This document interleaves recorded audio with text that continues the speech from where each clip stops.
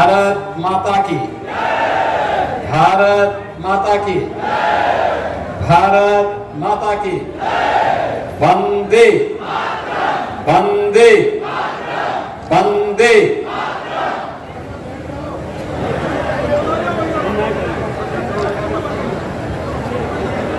कबीर धाम आश्रम में पूज्य संतों के स्मृति प्रकटोत्सव मेला, जिनका सानिध्य आप सभी श्रद्धालु जनों को प्राप्त हो रहा है, एज ए पूज्य संत शेषंग देव जी महाराज, उत्तर प्रदेश सरकार में मंत्रिमंडल के मेरे सहयोगी, प्रदेश सरकार में सूक्ष्म लघु मध्यम उद्यम खादी और ग्रामोद्योग विभाग के मंत्री श्री राकेश सचान जी, प्रभारी मंत्री लखीमपुर खीरी श्री नितिन अग्रवाल जी, श्रम और सेवा योजन के राज्य मंत्री श्री मनोहरलाल कोरी जी, मान्य विधायक गोला गोकर्णनाथ श्री अमन गिरी जी, मान्य विधायक श्री रोमी साहनी जी, मान्य विधायक श्री लोकेंद्र प्रताप सिंह जी, मान्य विधायक शशांक वर्मा जी, मान्य विधायक योगेश वर्मा जी, मान्य विधायक श्री विनोद शंकर अवस्थी जी, मान्य विधायक श्रीमती मंजू त्यागी जी, मान्य विधायक श्री सौरभ सिंह सोनू जी। आज के इस कार्यक्रम में उपस्थित पीलीभीत से, बरखेड़ा से माननीय विधायक महामंडेश्वर स्वामी प्रवक्तानंद जी, बाबूलाल पासवान जी, भारतीय जनता पार्टी के क्षेत्रीय अध्यक्ष श्री कमलेश मिश्र जी, जिलाध्यक्ष सुनील सिंह जी, जिला पंचायत अध्यक्ष श्री नरेंद्र सिंह जी, कबीर धाम आश्रम से जुड़े हुए सभी सम्मान्य संतजन, श्रद्धालु जन और उपस्थित बहनों और भाइयों, आज ये मेरा सौभाग्य है कि मुझे कबीर धाम आश्रम लखीमपुर खीरी के इस स्मृति प्रकटोत्सव समारोह में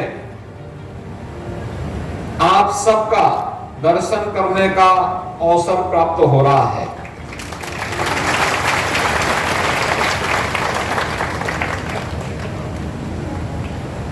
जब संत कबीर दास जी का नाम आता है तो हम सबको मध्यकालीन एक ऐसे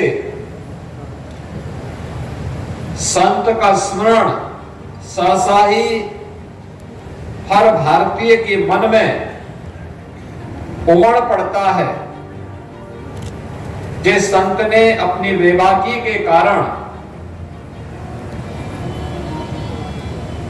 निर्गुण भक्ति की एक ऐसी धारा अपने दोहों, अपनी साखी, अपनी शब्दियों के माध्यम से उस कालखंड में प्रवाहित की थी, जिसने सामाजिक विसंगतियों पर प्रहार करते हुए आत्मा और परमात्मा के बारे में आम जनमानस को स्थानीय भाषा में समझाने के लिए बड़ी सहजता और सरलता से उन्होंने अपनी साकी, शब्दी और दोहों के माध्यम से समझाने का काम किया था। ऐसे भारत की भक्ति की निर्गुण परंपरा से जुड़े हुए संत कबीरदास जी महाराज की परंपरा में आज से कुछ दशक पूर्व इस लखीमपुर खीरी में जिन पूज्य संतों ने इस आश्रम की स्थापना की थी, आज उनकी स्मृति प्रकटोत्सव समारोह को पूज्य संत असंग देव जी महाराज के द्वारा जिस प्रभावी ढंग से आगे बढ़ाने का काम हो रहा है, इस अवसर पर मैं उन पूज्य संतों श्री क्षमा देव जी महाराज, पूज्य संत गुरुमन देव जी महाराज और इस परंपरा से जुड़े हुए उन सभी पूज्य संतों की जिनकी स्मृति के लिए प्रकटोत्सव आज यहाँ पर आयोजित हो रहा है, जिन्होंने कबीरदास जी की वाणी को अपने व्यवहारिक जीवन में उतार करके उसके अनुरूप जीवन जिया था, उन सब की स्मृतियों को नमन करते हुए मैं विनम्र श्रद्धांजलि अर्पित करता हूं और इस आयोजन के लिए जयसंग देव जी महाराज को और उनके सभी अनुयायियों को हृदय से धन्यवाद भी देता हूं। बहनों और भाइयों, गुरु का जीवन में क्या महत्व है, यह भी कबीरदास जी महाराज जी हमें बताते हैं कि गुरु गोविंद दो खड़े काखे लागू पाए, यानी गुरु और गोविंद दोनों एक साथ खड़े हैं तो पहले किसको प्रणाम करना है? वो कहते हैं पहले हम उस सदगुरु को प्रणाम करें जो हमें इस समाज में ज्ञान उपलब्ध कराता, अच्छे और बुरा की बुराई के बारे में, सत्य और असत्य के बारे में, धर्म के वास्तविक मर्म के बारे में बता रहा है। पहले हम उस गुरु को प्रणाम करें क्योंकि वही गुरु हमें परमात्मा तक पहुंचने का मार्ग भी हमारा प्रशस्त करेगा।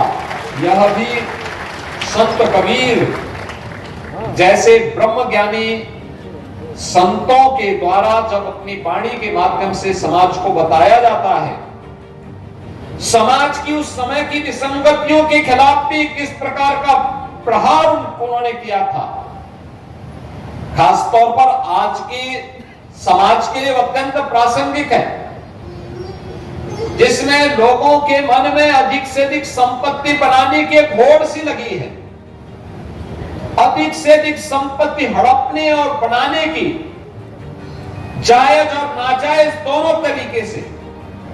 उनके बारे में भी कबीरदास जी ने जो बातें कही कि साई इतना दीजिए जामे कुटुंब समाए, मैं भी भूखा ना रहूं साधु न भूखा जाए, यह आज भी हमारे लिए उतना ही प्रासंगिक है जो मध्यकाल में प्रासंगिक था। यानी हमें परमात्मा उतना दीजिए जिससे मैं भी भूखा न रहूं और मेरे यहां कोई संत आ जाए, कोई सज्जन आ जाए, कोई जरूरतमंद आ जाए, वह भी भूखा न जाए, इतनी मेरी सामर्थ्य हो। यही प्रार्थना वह ईश्वर से करते हैं और ईश्वर से करते करते उन्होंने अपना पूरा जीवन, याद करिए ब्रह्मज्ञानी संत, लेकिन उन्होंने कभी अपना काम नहीं छोड़ा। जो उनकी वृत्ति थी उस वृत्ति से, क्योंकि कर्म को ही उन्होंने जीवन का सब कुछ माना। भारत के संतों की परंपरा ने हमें कर्म से विरत रहने के लिए कभी नहीं कहा। संत तुलसीदास जी भी इसी बात को कहते हैं, कर्म प्रधान विश्व को राखा, जो जस करहि सो तस पद चाखा। यानी कर्म ही जीवन का सब कुछ है। अच्छा कर्म करेंगे तो पुण्य प्राप्त होगा, बुरा कर्म करेंगे उस पाप के भागीदार बनने से आपको कोई रोक नहीं सकता। उस पाप का भागीदार तो बनना ही बनना पड़ेगा। यह भी भारत के ही संतों का उपदेश हम सब के लिए, यह एक प्रेरणा है। और काशी की धरती पर जन्म लेकर के संत कबीरदास जी अपने अंतिम समय में वह मगहर आ गए थे। मगहर के बारे में मान्यता थी, गोरखपुर से सटे हुए जो आज संत कबीर नगर जनपद है, उस जनपद के मगहर के बारे में ये मान्यता थी कि वहां पर कोई मरता है तो उसको नरक मिलता है। अपनी जगह पे तो कबीरदास जी ने कहा कि मैं वही मगहर जाऊंगा, और वे मगहर गए। उन्होंने उस पाखंड पर प्रहार किया जो स्वर्ग और नरक के बारे में एक मान्यता थी, लोगों की एक भावना थी कि काशी में स्वर्ग मिलेगा और मगहर में नरक मिलेगा। उन्होंने कहा मैं उसी नरक में जाऊंगा। आज आप जाइए, मगहर में पूरा अमन चैन है, खुशहाली है। संत कबीरदास जी की समाधि स्थली भी है, और वहां पर डबल इंजन की सरकार ने, भारतीय जनता पार्टी की डबल इंजन सरकार ने आज कबीर पीठ की स्थापना और शोध केंद्र बना करके बहुत भव्य कार्यक्रम भी आयोजित किया। स्वयं प्रधानमंत्री मोदी जी ने उसका शिलान्यास किया, और पूर्व राष्ट्रपति माननीय श्री रामनाथ कोविंद जी उस कार्यक्रम में हम लोगों ने आमंत्रित किया था। उनके हाथों से उसका लोकार्पण का कार्यक्रम भी वहां पर संपन्न हुआ। यानी हम कर्मों को प्रधानता न देकर के केवल उन मान्यताओं पर विश्वास जब कर लेते हैं, याद रखना आप अच्छे हो या बुरे हो, इस बात पे निर्भर करता है कि आपका कर्म कैसा है। अगर बुरा कोई व्यक्ति करता है और वह अच्छे फल की आशा करता है, तो मुझे लगता है कभी संभव नहीं हो सकता है। हमें अच्छा करना चाहिए, अच्छे फल हमें प्राप्त होंगे। और भगवान कृष्ण ने गीता में भी यही कहा था, कर्मण्येवाधिकारस्ते मा फलेषु कदाचन। यानी कर्म सब कुछ है, हमें अपने कर्म पर विश्वास करना चाहिए। कर्म कौन? जो निष्काम हो, फल की चिंता मत करिए, वह तो आपको अपने आप ही प्राप्त होगा। आप बताइए ना, अगर आप बबूल का पेड़ लगाएंगे और उम्मीद करेंगे कि उसमें आम आएंगे, तो क्या आम आ जाएंगे? नहीं आएगा। उसके लिए आम का ही पौधा लगाना पड़ेगा, मेहनत करनी पड़ेगी, तब 5 साल 7 साल के बाद आपको आम खाने के लिए प्राप्त होगा, और एक लंबे समय तक आपको इसका आनंद प्राप्त होगा। बाग लगाएंगे, लोगों को भी खिलाएंगे और व्यवसाय भी कर सकते हैं, बहुत कुछ हो सकता है। ये कर्म पर निर्भर करता है, जैसा करेंगे वैसा फल प्राप्त करेंगे। और यही हमारे पूज्य संतों की वाणी रही है। काशी की धरती ऐसे पूज्य संतों के ज्ञान से हमेशा ही समाज का एक मार्गदर्शक रही है। उसी काशी में संत कबीरदास जी का जन्म होता है, उसी काशी में सदगुरु रविदास जी महाराज का उनका प्रकट का स्थली भी वही काशी है। वही काशी है जिसमें अनेक ऐसे पूज्य संतों ने अपनी साधना से प्राप्त सिद्धि के माध्यम से लोक कल्याण का मार्ग प्रशस्त किया। और देश के अंदर भी संत कबीर की इस परंपरा में अनेक ऐसे संत आज भी देश और दुनिया के अंदर लगातार उनकी वाणियों के माध्यम से समाज का मार्गदर्शन कर रहे हैं। याद करना, जातीयता पर भी प्रहार किया था संत कबीरदास जी ने, और उस समय भी उन्होंने बहुत कुछ किया था। उनके पूज्य गुरुदेव जगत गुरु रामानंदाचार्य ने उस समय उन्होंने इस बारे में कहा था जातीय विसंगतियों पर और उस समय की छुआछूत और अस्पृश्यता के भाव पर भी उन्होंने बहुत प्रभावी हमला किया था। उन्होंने उस समय कहा था कि जाति पाति पूछे नहीं कोई, हरि को भजे सो हरि का होई। यानी जो जाति पाति का बंधन जब तक टूटेगा नहीं, ये देश की गुलामी का कारण था।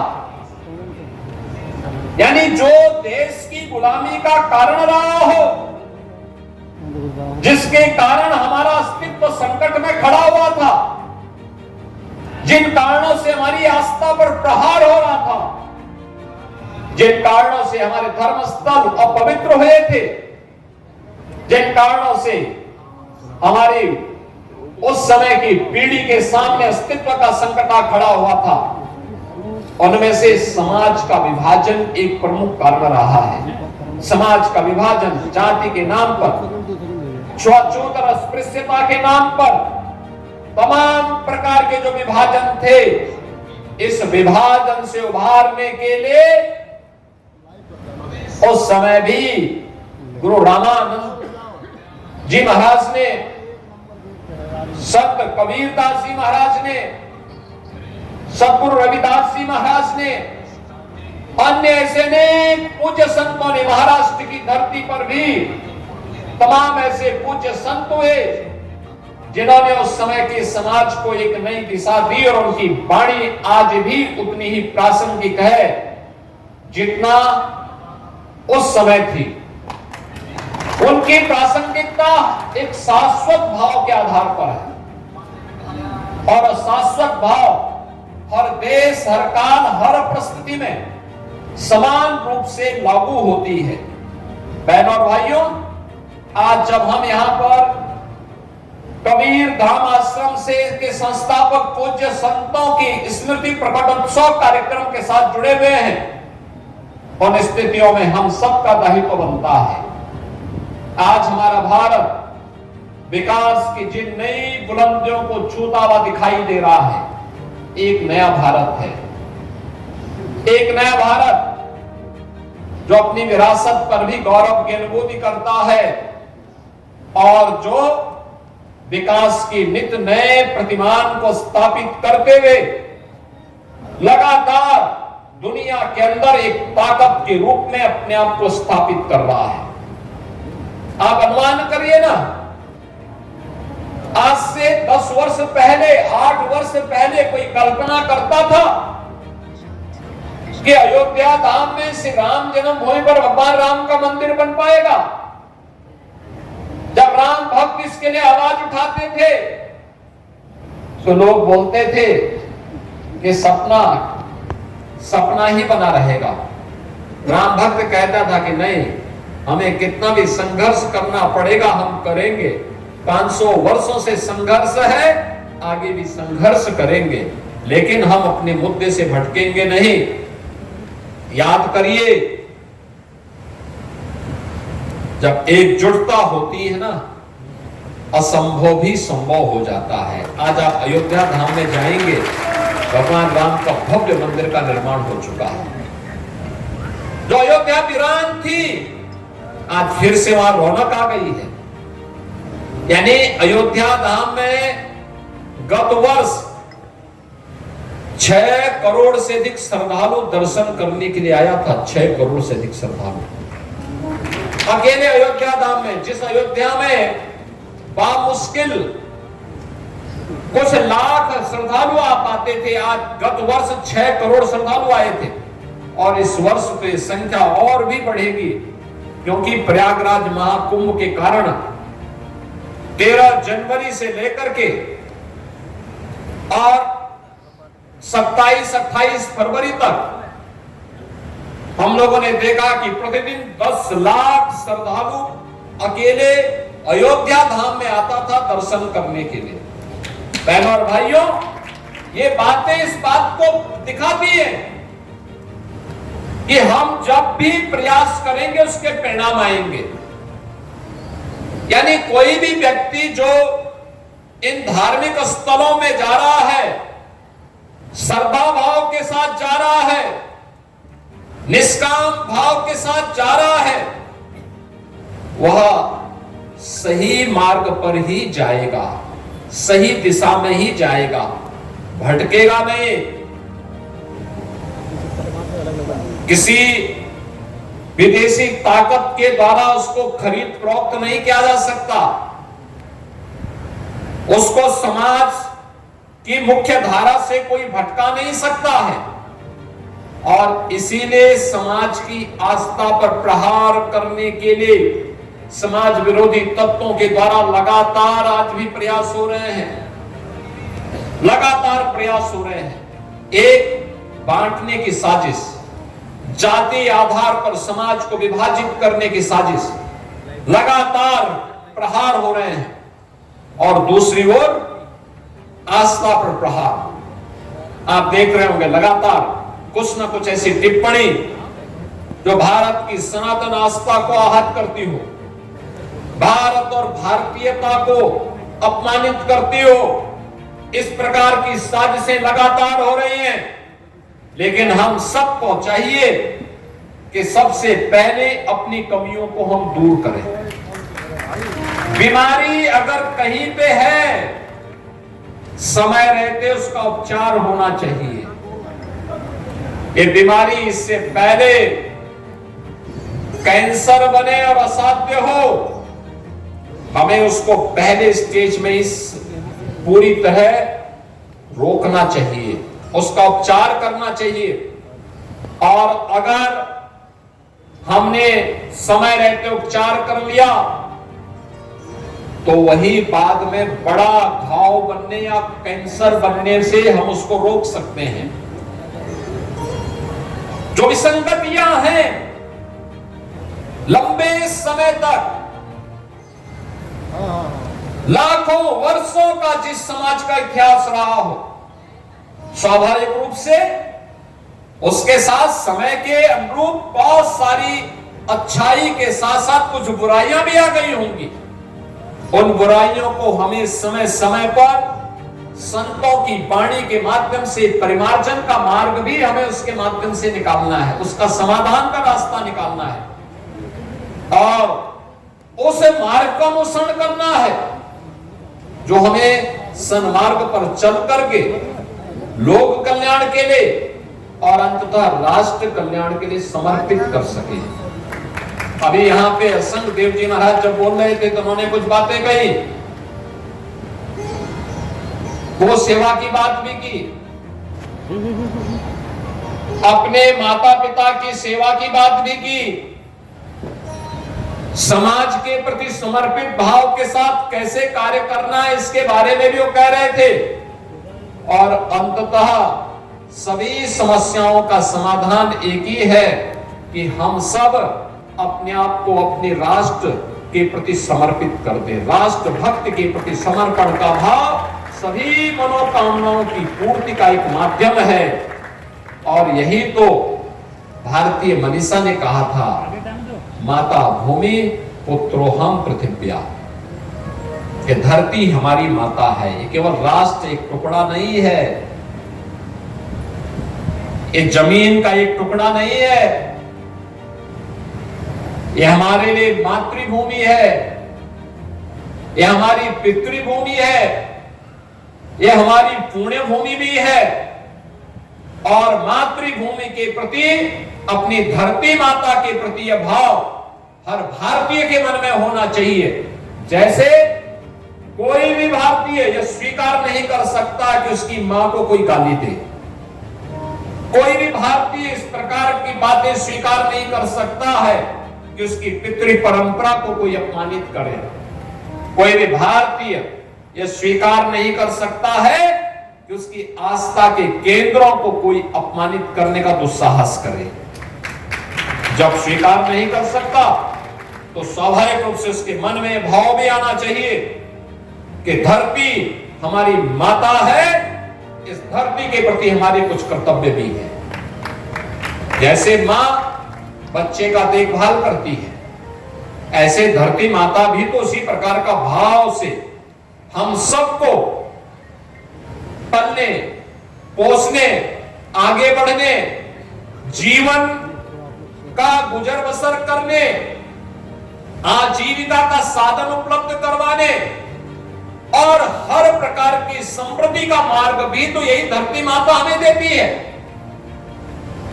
और उन सभी मनोकामनाओं की पूर्ति का माध्यम भी ये धरती माता ही जब बनेगी तो हमारा सब कुछ समर्पण होना चाहिए अपने राष्ट्र के प्रति।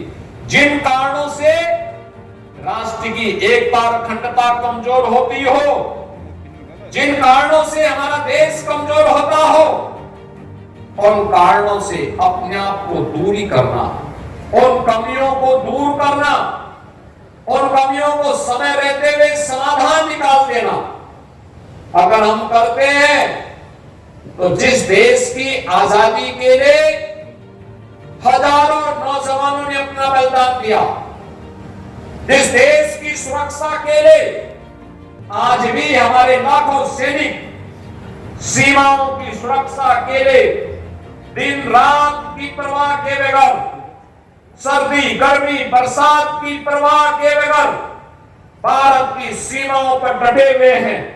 सम और विषम परिस्थितियों का सामना करते हुए भी जहां पर टेम्परेचर -40 डिग्री तक नीचे गिर जाता है या रेगिस्तान में मई और जून में टेम्परेचर 50 डिग्री से ऊपर चढ़ जाता है, वहां पर भी सम और विषम परिस्थितियों का सामना करते हुए भारत का सैनिक जब भारत की सुरक्षा के लिए लग करके कार्य करता है तब हम चैन की नींद सोते हैं, तब हर भारतीय अपने आप को सुरक्षित महसूस करता है। और ये लंबे समय से लगातार ये चला आ रहा है। क्या उस देश के प्रति हम अपने कर्तव्यों का एहसास अपनी वर्तमान पीढ़ी को या हर भारतीय के मन में करा पाएंगे? अगर ये भाव हमारे मन में आता है, कोई कारण नहीं कि भारत दुनिया की ताकत बन करके न उभरे। और पिछले 11 वर्षों में आपने भाव देखा होगा, लगातार 2014 के पहले जिस देश के बारे में लोगों के मन में प्रश्न खड़े होते थे, क्या होगा भारत का, दुनिया की दूसरी सबसे बड़ी आबादी का देश कहां जा रहा है, व्यापक भ्रष्टाचार 2014 के पहले, पहचान का संकट, आम जन को शासन की सुविधाओं से वंचित करने का कुत्सित प्रयास, आस्था पर होने वाले प्रहार, लगातार भ्रष्टाचार और बेईमानी के नित नए कीर्तिमान स्थापित हो रहे थे। 2014 में सौभाग्य से भारत माता के एक सपूत को देश का नेतृत्व मिला और नरेंद्र मोदी जी के नाम पर जब वह भारत माता का सपूत भारत के प्रधानमंत्री के रूप में भारत की सत्ता का संचालन करने लग गया, देखते ही देखते भारत की तकदीर भी और भारत की तस्वीर भी बदलती हुई नजर आई है। आज आप देखते होंगे भारत के बारे में अब कोई प्रश्न खड़ा नहीं करता है। भारत के सामने पहचान का संकट नहीं है। भारत आज दुनिया की चौथी बड़ी अर्थव्यवस्था बन गया है और अगले कुछ महीनों के अंदर भारत दुनिया की तीसरी बड़ी अर्थव्यवस्था बनने जा रहा है। यानी भारत से बड़ा इसके बाद केवल 2 देश रहेंगे अर्थव्यवस्था में, एक अमेरिका, दूसरा चीन। बाकी सब पिछड़ते जा रहे हैं, भारत से पीछे होते जा रहे हैं। भारत में आज आप देखते होंगे लखीमपुर खीरी की सड़कों का जो कनेक्टिविटी है, 2014 के पहले क्या हालत थी, आने जाने में दिक्कत थी, कोई पहुंच नहीं सकता था, गांव-गांव में सड़कों का अभाव था, बिजली नहीं थी। आजादी के 70 वर्षों तक भी लाखों गांव और मजरे ऐसे थे जहां तक बिजली नहीं पहुंची थी। करोड़ों गांव घर ऐसे थे जिनके पास नागरिक ऐसे थे जिनके पास सिर ढकने के लिए छत नहीं था। करोड़ों लोग ऐसे थे जिनके घर में शौचालय नहीं था।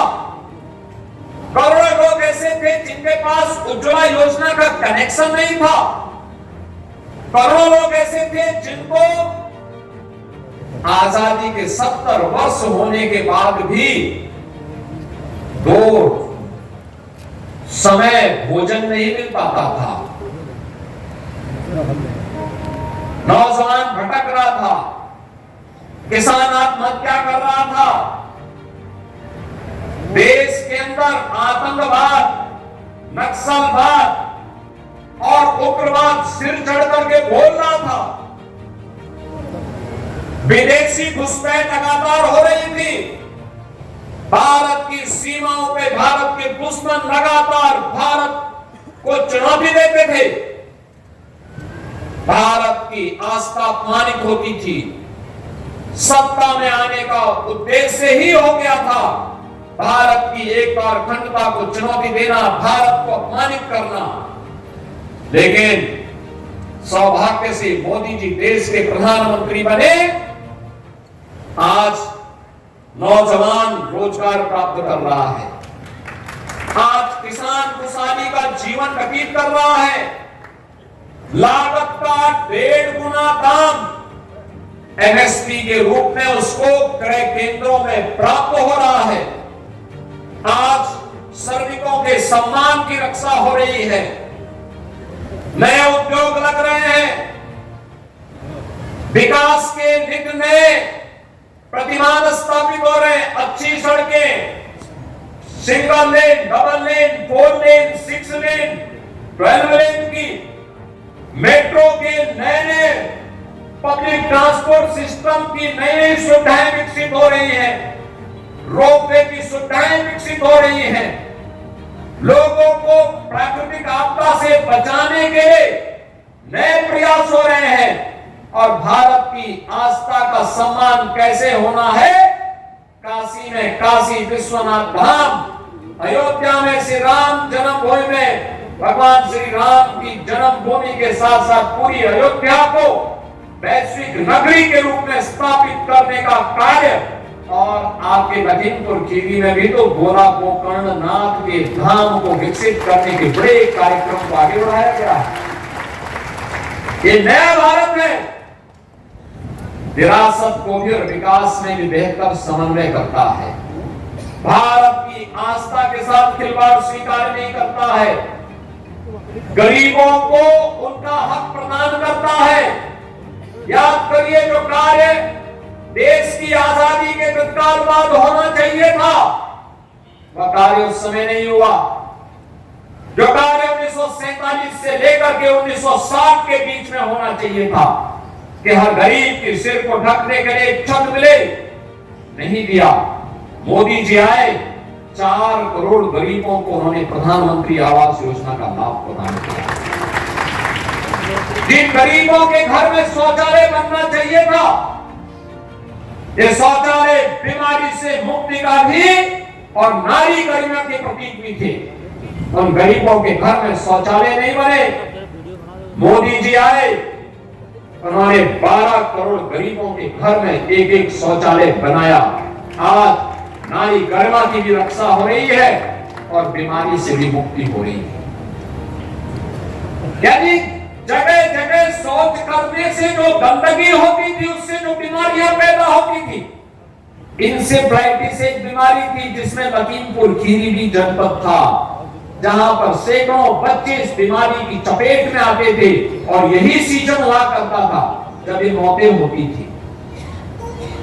आज बीमारी पर पूरी तरह नियंत्रण, क्योंकि हर घर में शौचालय बन गया है, नारी गरिमा की भी रक्षा हुई है और बीमारी से भी मुक्ति मिली है। कोई सोचता था कि धुएं से मुक्ति मिलेगी, कोई लकड़ी से, कोई कोयला से, कोई गोबर के गोइठे से भोजन बनाने के लिए मजबूर होता था।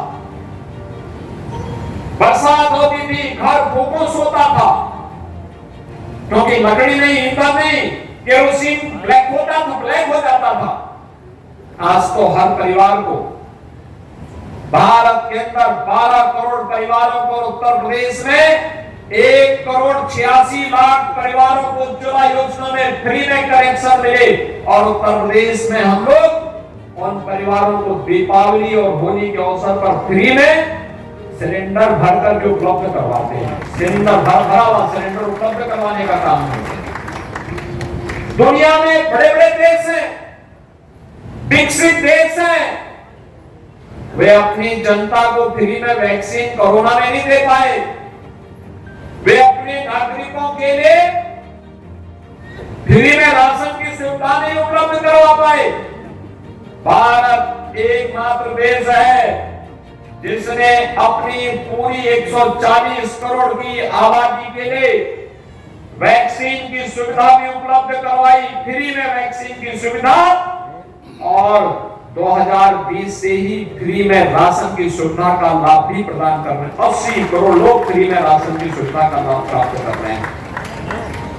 भारत अकेले देश है जहां पे 50 करोड़ लोग आयुष्मान भारत की 5 लाख रुपए की स्वास्थ्य की सुविधा प्राप्त कर रही है। यह कार्य 2014 के पहले भी हो सकता था, लेकिन नहीं, क्योंकि लोगों के मन में भाव नहीं था। उस समय तो हिंदू आस्था को अपमानित करना, भारत की आस्था को अपमानित करना, भारत और भारतीयता को कोसना ही और देश के खजाने को लूटना ही उन लोगों ने, जो लोग उस समय सत्ता में थे, उन लोगों का एकमात्र कर्तव्य हो गया था। मोदी जी आए, भारत में समृद्धि भी आई, गरीब कल्याणकारी योजनाओं के माध्यम से हर गरीब के लिए, हर गांव के लिए, हर किसान के लिए, हर नौजवान के लिए, हर महिला के लिए योजनाओं का अंबार भी आया।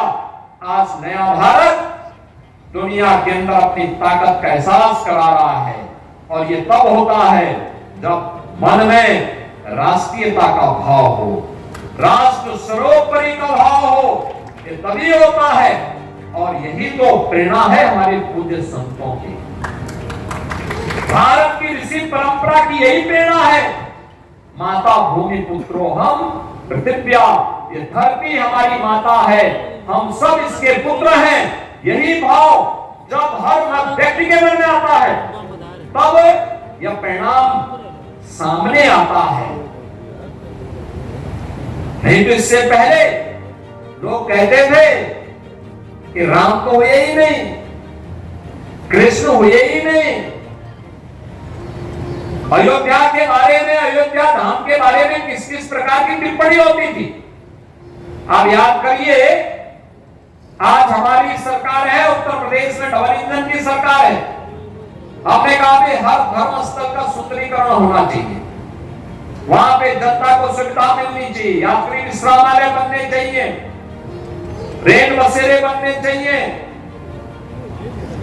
और हर प्रमुख स्थलों का हम पुनरुद्धार और सुंदरीकरण के बड़े कार्यक्रम को पर्यटन और संस्कृति विभाग के माध्यम से आगे बढ़ाने का काम कर रहे हैं। क्या काशी, क्या अयोध्या, क्या कुशीनगर, क्या नैमिषारण्य, क्या सुखतीर्थ, क्या मथुरा, वृंदावन, बरसाना, गोकुल, बलदेव, गोवर्धन, इन सभी स्थलों के साथ साथ हम लोगों ने हर एक उस स्थल के लिए जहां पे आम जनमानस की आस्था है, वहां पर धनराशि उपलब्ध करवाने का काम किया है। हम लोग बाराबंकी में, महादेवा में भी कार्य कर रहे हैं, लेकिन इससे पहले पैसा कहां जाता था? कब्रिस्तान की बाउंड्री में जाता था। आप सोचो ना, मैं जब यहां पर आया तो मैंने इस गांव के बारे में पूछा, मुझे बताया गया गांव का नाम है मुस्तफाबाद। मैंने कहा कितनी मुस्लिम आबादी रहती है यहाँ पे? कहा एक भी नहीं, लेकिन नाम मुस्तफाबाद हो गया। हमने कहा भी अब ये नाम बदलना चाहिए, मुस्तफाबाद में कबीर धाम इसका नाम रख दो। हम प्रस्ताव मंगाएंगे, यहाँ से प्रस्ताव मंगा करके इस कार्यक्रम को आगे बढ़ाएंगे। बहनों और भाइयों, यही है आत्मीयता का भाव। उन लोगों ने अयोध्या को फैजाबाद किया था, प्रयागराज को इलाहाबाद किया था, कबीर धाम को मुस्तफाबाद किया था। और ये हमारी सरकार है, हैदराबाद को अयोध्या बना रही है, इलाहाबाद को प्रयागराज बना रही है और मुस्तफाबाद को फिर से कबीर धाम स्थल बना करके उस गौरव की पुनर्स्थापना के कार्यक्रम के साथ आपको जोड़ रही है। आप सोचो, आपकी पहचान को समाप्त कर दिया जाए, आपके सामने अस्तित्व का संकट खड़ा हो जाएगा। ये जो पहचान थी, यह भी अस्तित्व के से जूझते हुए समाज के लिए उसी प्रकार के षड्यंत्र का हिस्सा था। और खासतौर पर इस सीमावर्ती क्षेत्र में तो और भी महत्वपूर्ण पड़ता है। लखीमपुर खीरी केवल एक जनपद नहीं, क्षेत्रफल के हिसाब से देखेंगे तो प्रदेश के सबसे बड़े जनपदों में लखीमपुर खीरी की गिनती होती है। सीमावर्ती जनपद भी है और तब भी इस प्रकार की शरारत करने से लोग बाज नहीं आए। यानी यहां पर भी नाम है भी सेकुलर, इस सेकुलर नहीं, ये पाखंड है और इस पाखंड से मुक्ति आज के समय में आवश्यक है। और उसी का आह्वान करने के लिए आज हम सब आपके पास आए हैं, आपसे कहने के लिए। मुझे अच्छा लगा बहुत सारी चीजों को लेकर के अपनी गुरु परंपरा और संत कबीर दास जी की वाणी को सामने रख करके, पूज्य संतों की वाणी को सामने रख करके, पूज्य संत असंग देव जी महाराज लगातार जन चेतना का संचार करने के लिए इस लखीमपुर खीरी के माध्यम से और कबीर आश्रम से जुड़े हुए सभी मठ और मंदिरों के माध्यम से इस भाव का संचार कर रहे हैं। और मैं अक्सर देखता था, जब भी मैं लखीमपुर खीरी आया हूं, मैं लगातार इस बात को देखता था कि उनके सभी संतों के मन में एक जज्बा है, देश के लिए कुछ करने की तमन्ना है, देश के लिए राष्ट्रीयता के भाव के साथ जुड़ने का एक अंतःकरण से उनके मन में एक नई तमन्ना देखने को मिली। मैं अक्सर देखता था, मुझे बोला कई बार आने का अवसर प्राप्त हुआ, लखीमपुर खीरी में बहुत बार आने का अवसर प्राप्त हुआ। बाढ़ की समस्या से जूझ रहे लखीमपुर खीरी में आपने देखा होगा, अच्छी सरकार होती कैसे समाधान होता है। इस बार शारदा नदी में हम लोगों ने बाढ़ नहीं आने दी, बरसात पिछली बार से ज्यादा हुई। रोमी साहनी जी उस समय बहुत चिंतित थे, कहते थे क्या होगा। हमने कहा ऐसी व्यवस्था करवा देंगे कि बाढ़ भूल जाएगी आना आपके जनपद में। और बहनों और भाइयों, आपने देखा होगा, हमने पूरी नदी को चैनलाइज किया, चैनल बनाया। इंजीनियर सुनने को तैयार नहीं हो रहे थे, कह रहे साहब नहीं जमीन लेंगे। हमने कहा एक गरीब की जमीन ले लेंगे तो बाढ़ से बचाने का क्या काम आप कर पाएंगे। अरे जब उसकी जमीन ही चली जाएगी, गरीब के लिए तो जमीन ही सब कुछ है। हमने कहा जमीन किसी किसान की नहीं देंगे, किसान को उसकी खेती बाड़ी करने के लिए जमीन देंगे, लेकिन बाढ़ की समस्या का भी समाधान निकालेंगे। और वह निकालेंगे नदी को ड्रेजिंग करके और चैनलाइज करके। आपने देखा होगा, हमने ड्रेजर मंगवाई प्रयागराज से, मैं स्वयं मौके पे आया था, सभी यहाँ के हमारे जनप्रतिनिधिगण गए और परिणाम क्या कि वहां पर शारदा नदी में पूरी मशीनरी एक साथ लगी। आप सोचो, जिस कार्य के लिए सिंचाई विभाग के बड़े बड़े इंजीनियर कहते थे कि 160 करोड़ खर्च होगा, उसको हम लोगों ने 18 से 20 करोड़ में ही पूरा करके बाढ़ की समस्या का स्थायी समाधान करवा दिया। पहला भाइयों, कार्य करने की नियत होनी चाहिए, परिणाम अपने आप सामने आते हैं। और परिणाम सामने आने के लिए इन पूज्य संतों के सानिध्य में आप काम करिए। इनके द्वारा चलाया जा रहा जन जागरूकता अभियान, इनके द्वारा धर्म के प्रति आग्रही बनाने का जो कार्यक्रम किया जा रहा है, इनके द्वारा जो कार्यक्रम चलाए जा रहे हैं नशा के खिलाफ, याद करना नशा नाश का कारण है, नशा नाश का कारण है। तमाम प्रकार से प्रहार हो रहे हैं, उसमें से नशा भी एक कारण है। गौ संरक्षण के प्रति आग्रही बनना।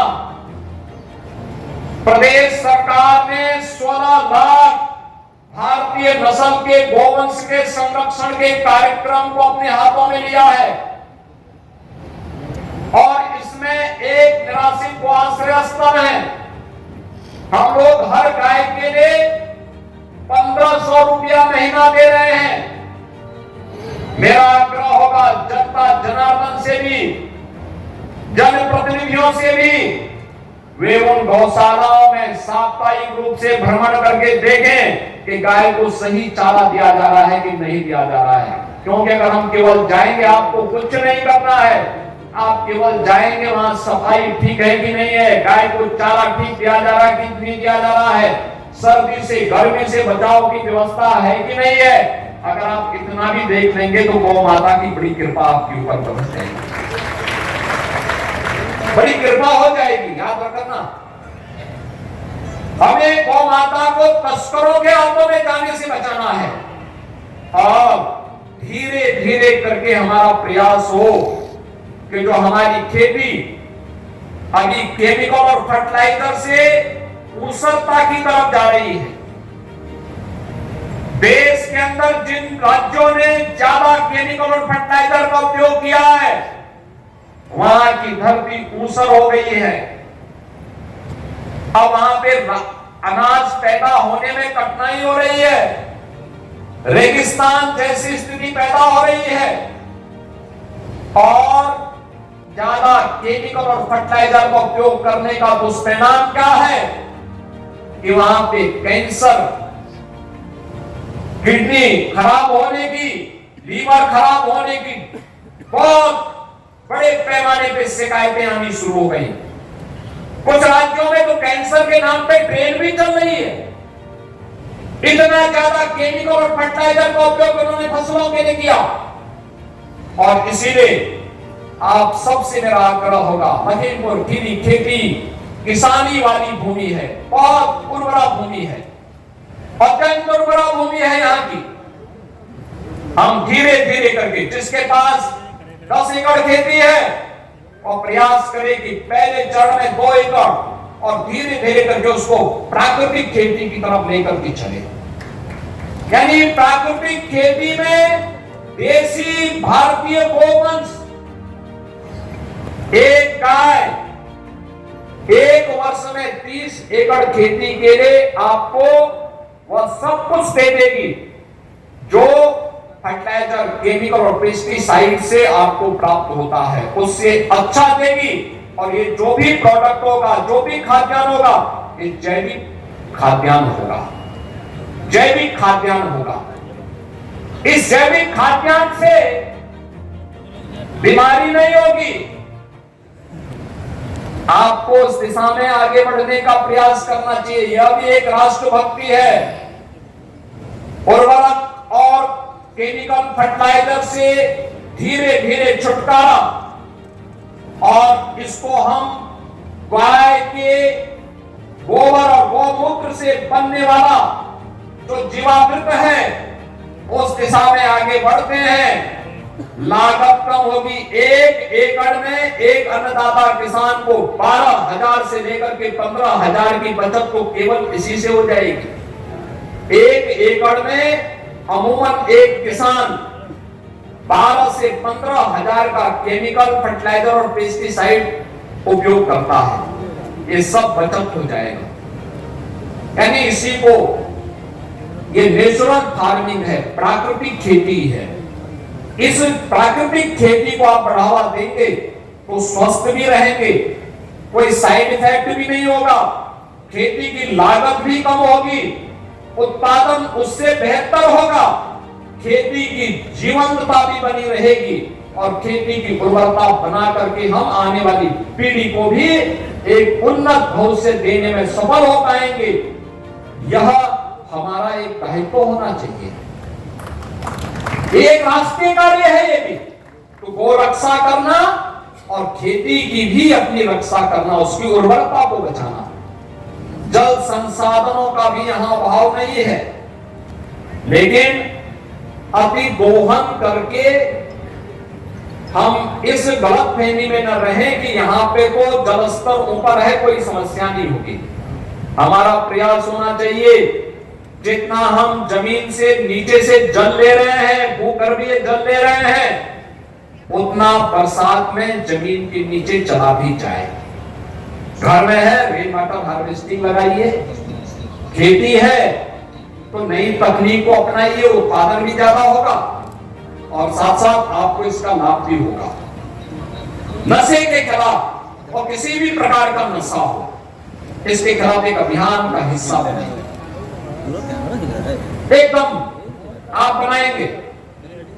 यद्यपि आपके प्रभारी मंत्री हमसे नाराज होंगे इस बात को लेकर के, लेकिन मुझे लगता है कि ये नशा नाश का कारण है और यह विदेशी ताकतें भी एक साजिश का हिस्सा बना करके भारत को कमजोर करने का प्रयास कर रही है। उसके नए नए तरीके आ रहे हैं, उन तरीकों से वर्तमान पीढ़ी को मुक्त करना।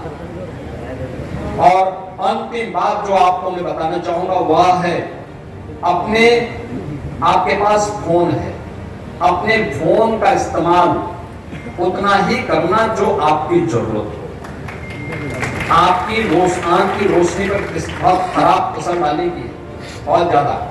एवरेज एक व्यक्ति अपना 4 से 6 घंटे इसमें खर्च कर रहा है, उसकी कोई आवश्यकता नहीं, कोई आवश्यकता नहीं। प्रयास करिए 12 घंटे के समय में कम से कम 2 घंटे आपका मोबाइल फोन बंद रहे।